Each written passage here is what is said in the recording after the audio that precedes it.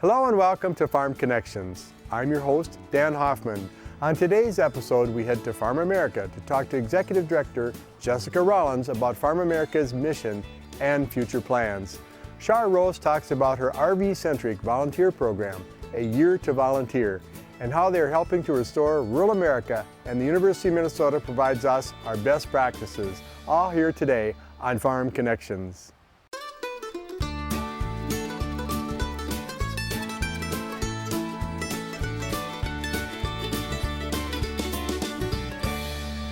Welcome to Farm Connections with your host, Dan Hoffman. Farm Connections made possible in part by Minnesota Corn, working to identify and promote opportunities for corn growers, enhance quality of life, and help others understand the value and importance of corn production to America's economy. EDP Renewables North America, owner-operator of Prairie Star and Pioneer Prairie wind farms in Minnesota and Iowa. EDPR wind farms and solar parks provide income to farmers and help power rural economies across the continent. Northern Country Co-op, a full-service cooperative in grain, agronomy, feed, and lumber. For the latest news, job openings, and podcasts, you can go to their website, ncountrycoop.com. R&S Grain Systems, a family-owned business serving its customers for 50 years with leading designs in the manufacturing of grain handling equipment and grain storage systems. You can call them for a quote today. Employee-owned AgVantage Software, Rochester, Minnesota. 47 years designing and developing agribusiness software for grain elevators, feed manufacturers, producers, fertilizer and chemical dealers, co-ops, seed companies, and fuel distributors. Mower County Farm Bureau Association advocates for agriculture based on the policies and beliefs of its members. It's dedicated to making the voices of its members stronger. You can learn more about membership benefits at fbmn.org. Welcome to Farm Connections. We traveled to rural Waseca, Minnesota to Farmamerica, the State Interpretive Center for Agriculture. And with us today is the Executive Director, Jessica Rollins. Jessica, welcome to Farm Connections. Good morning. Welcome to you guys for being here on the property. Thanks for having us. This is awesome. And you have a lot of things going on here, but specifically, what is the mission of Farmamerica? Yeah, so Farmamerica started 45 years ago, I believe. When some folks got together and realized that Minnesota needs an interpretive center to celebrate our rich agricultural heritage. And not just the heritage, but also how far we've come and where we are going as an agricultural industry. So thus the Minnesota Ag Interpretive Center was born, and we go by the name Farmamerica. Well, and you're authentic because you're a farm girl, right? Yes, I did grow up on a farm in southeast Minnesota and then ended up marrying a farmer who lives pretty close to Waseca. And it's working at Farmamerica is a passion of mine personally and professionally because of those reasons, because I grew up on a farm and we're raising our family on our farm. And to know that Farmamerica's mission is to connect Minnesotans to the evolving story of agriculture through hands-on experiences is so important because we love to learn with our hands. And I think when you're doing something, it sticks in more and it resonates more with people. So if we can excite them about where we've come in agriculture and where we are going into the future by doing something hands-on, then I leave the day happy, knowing that I helped change lives.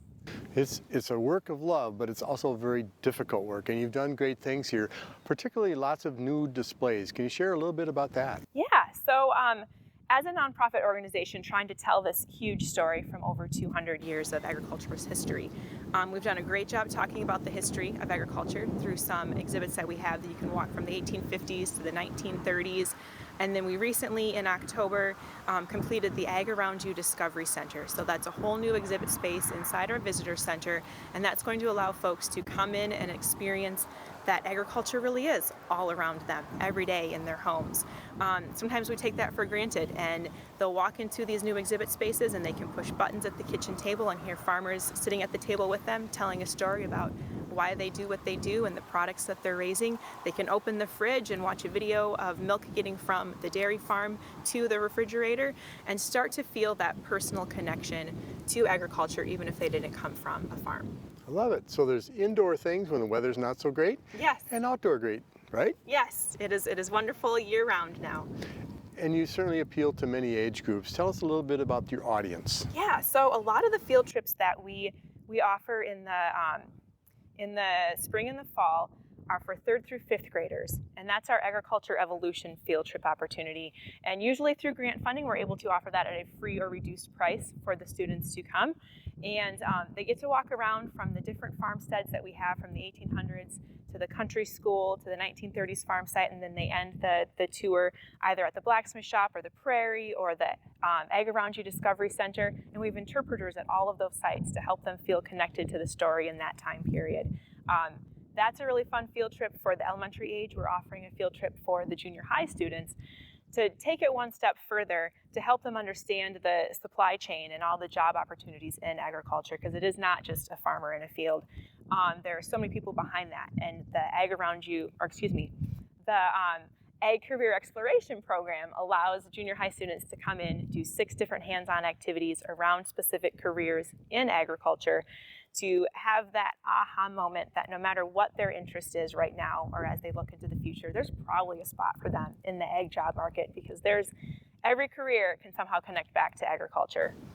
Well, as our farmers and farm people and communities have gotten more efficient, sometimes we need less producers, but we certainly have other jobs. You recently shared a story about a student that went through that exploration program and went, I want to be a welder, I think it was. Yes, it was. That was last summer. We did a pilot program for the high school students, and we actually took them to job sites in southern Minnesota so they could see the ag industry in action. And he came into the program from the Twin Cities, and it was a 3-day day camp, and he came into the program and wasn't really sure what he wanted to do. We visited a couple different sites. Multiple sites actually showed us welding. And one day at the end of one of the welding visits, he told his mom as he was getting picked up that he's like, Mom, I know what I want to do. I think I want to do welding, and I have a plan. Like, I can go to school, or this business will even pay for me to get the training while I'm working. And we all just wanted to cry. We were so excited that we felt like right there we could see we've been making a difference and help somebody understand that connection to both what their passion is and a career opportunity in agriculture. And certainly agriculture uses technology, machinery. We need people to design, Yes. operate, maintain. We need all of them in agriculture. Yep, and they are all there, and there's so many students who are interested in a lot of those things but don't even realize that it can connect to the ag industry. So we enjoy helping them see that when they're here on site. But we're not just for kids. I got to stop you there. We also offer fun activities for adults to come and do tours, guided tours, self-guided tours. We have themed events on the weekends.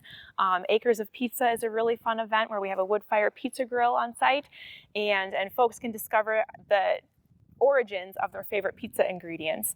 So that's a really fun event for all ages. And Meat-a-Palooza is our adults-only event where grown-ups get to meet the experts behind the products that they love, behind the meat, behind the beer, behind the wine, so you can talk to a chef, talk to a brewer. There'll be a butcher on site talking about the different cuts of pork and how you can utilize them for cooking. And we want folks to have fun while they're doing something hands-on, and then they'll accidentally hopefully learn something about agriculture. Well, with so much going on, how does the audience learn more? Do you have a website? Oh, yes, of course. We have a fabulous website, farmamerica.org.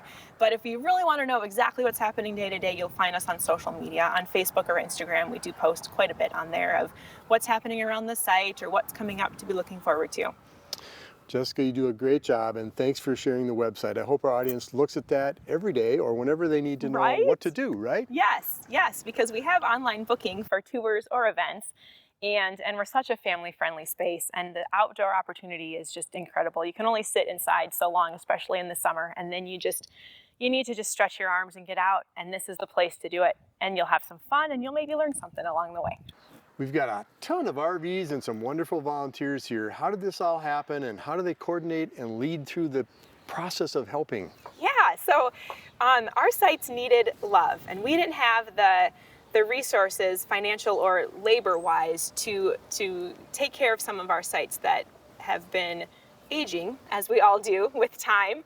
And so my program director at Farmamerica had mentioned this group of people who all get together with the same common goal to do good around the 50 states.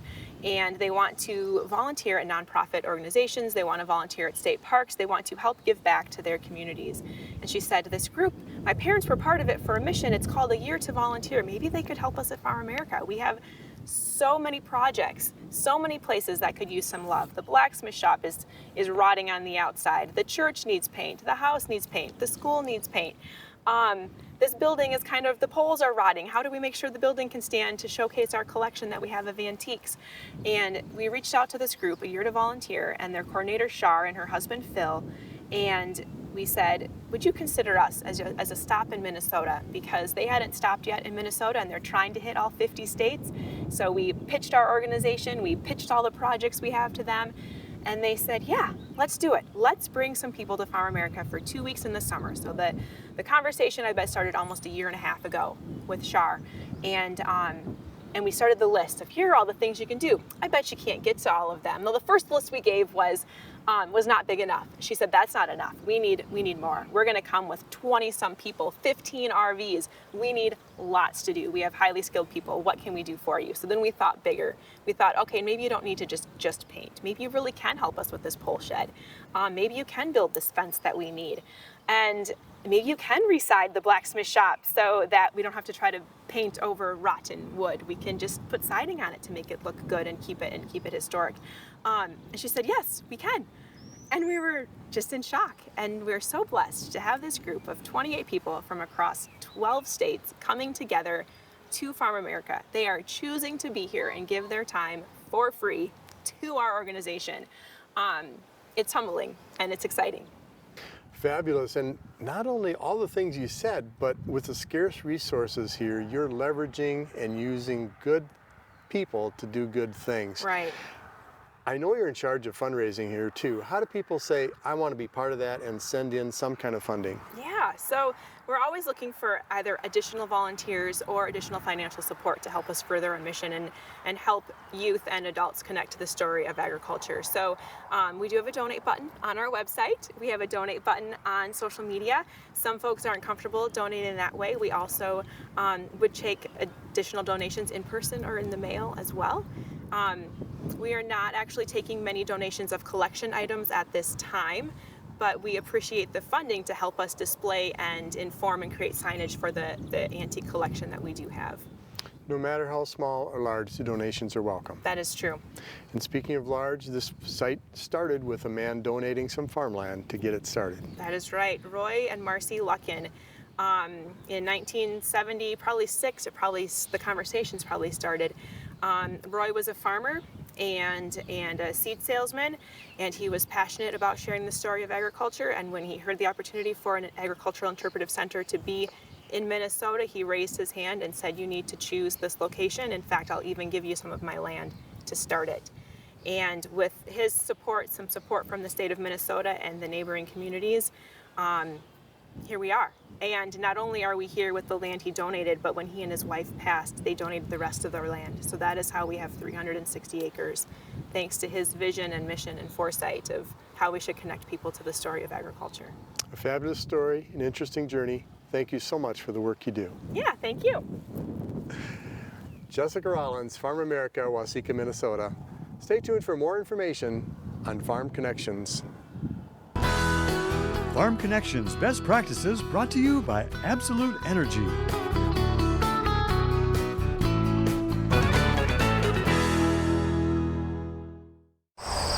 Hi, I'm Ryan Miller, Crops Extension Educator with the University of Minnesota Extension, and this is today's Best Practices segment.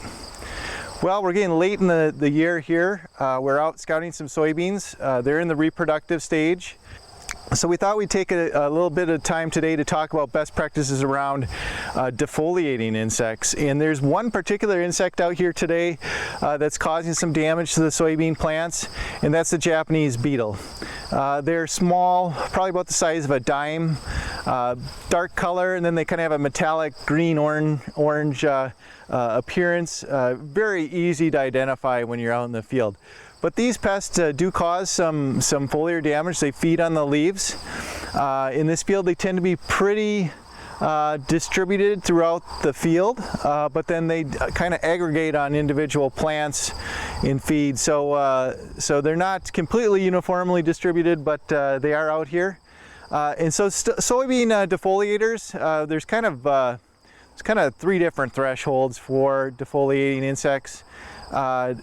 First is those early vegetative stages. We can tolerate more leaf loss at those stages. Now that we've moved into the reproductive stages, the tolerance for loss goes down.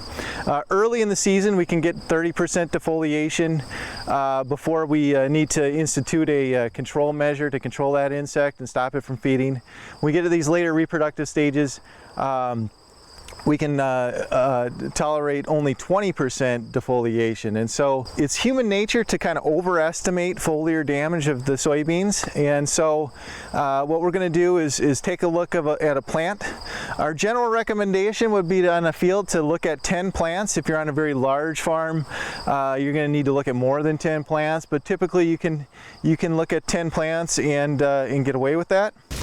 Actually see some beetles on this, and normally I would move throughout the field and pick another random plant out here, but for the cases here to explain kind of what we're looking for, we can see the beetles are going to now fly away from this leaf here, but we're looking at this top leaflet or set of leaflets, and you can see there is some damage here, and it's not very high.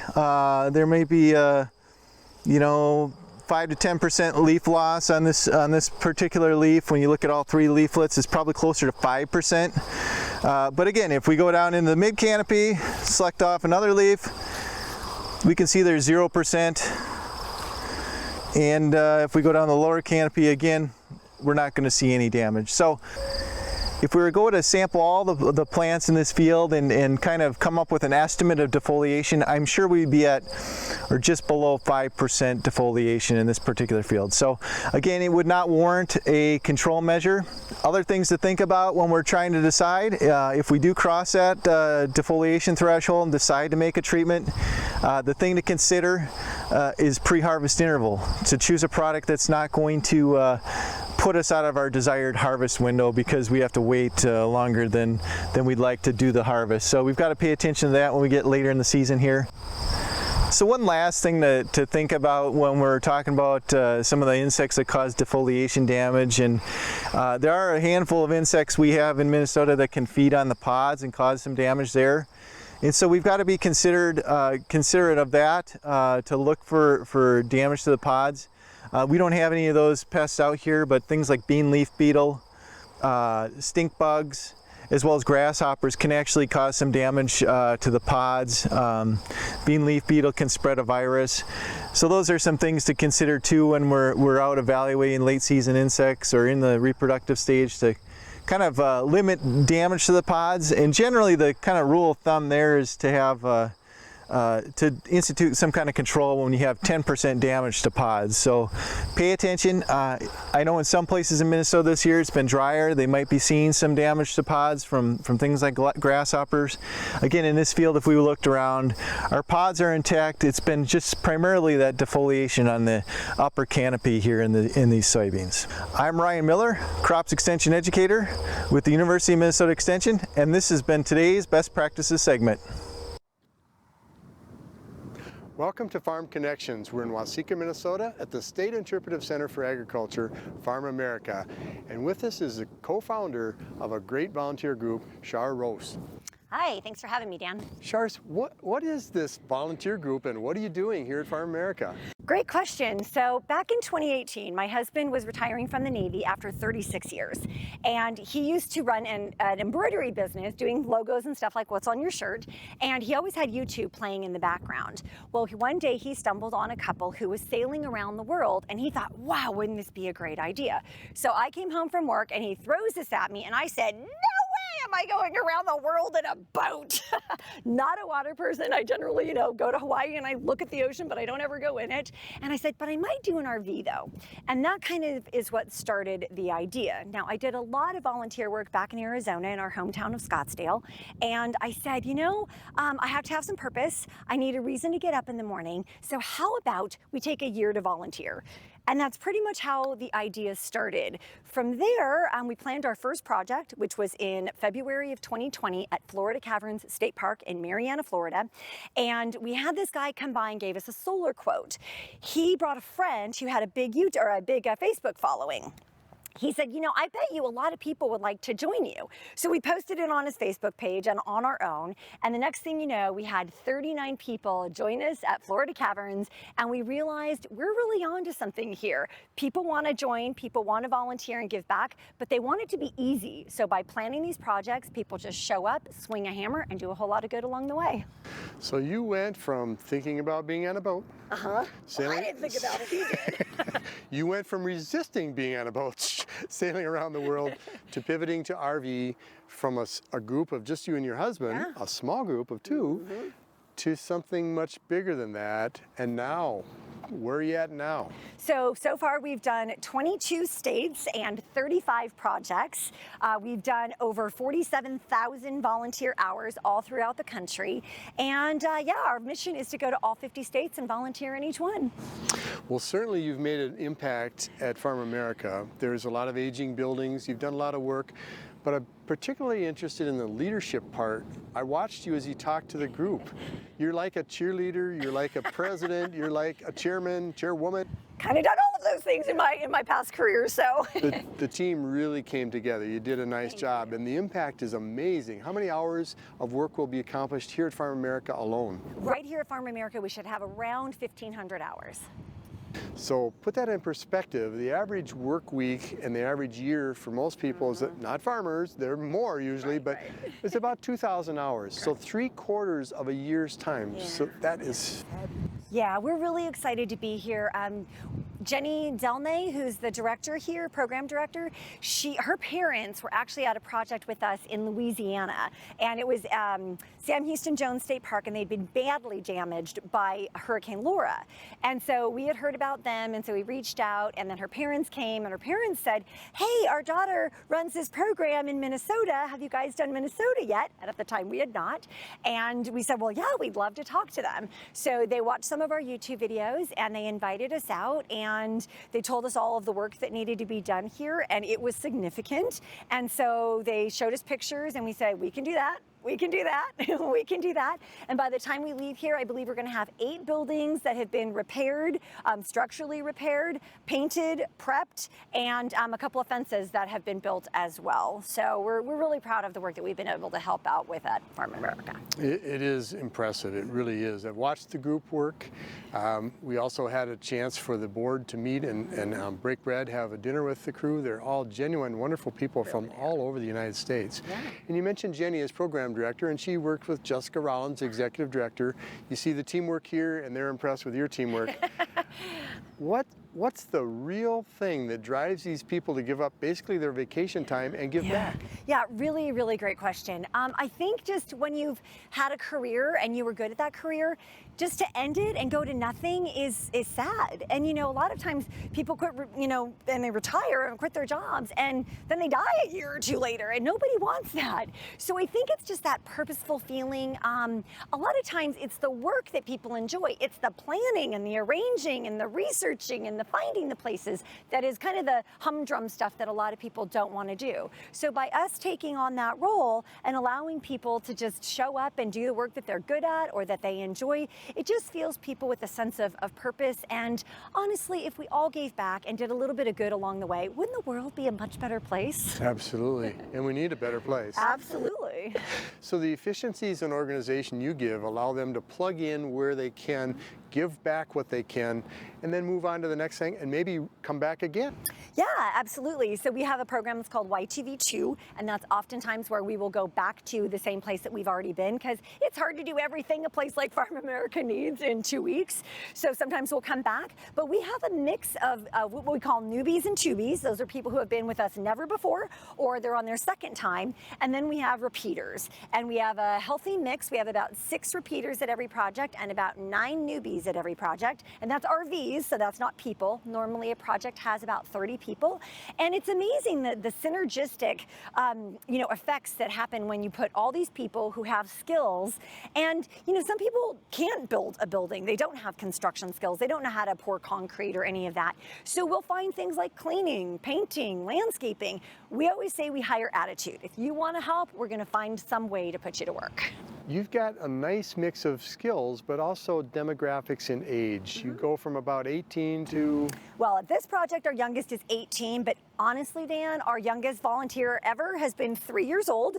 Her mother was out raking leaves, and the little girl was scooping them up and putting them in the back of a gator. So even if you've got kids, we're absolutely happy to take them. We'll find something for them to do. And so far, our oldest volunteer has been 82. So we'll take anything in between. Like we said, if you want to help, we're going to find some way to put you to work. We'll talk about sustainability and transition. If you've got skill sets being trained and passed on to 3-year-olds, we have a fighting chance. Yeah, absolutely. Yes, we're sending a good message that there's hope for the future.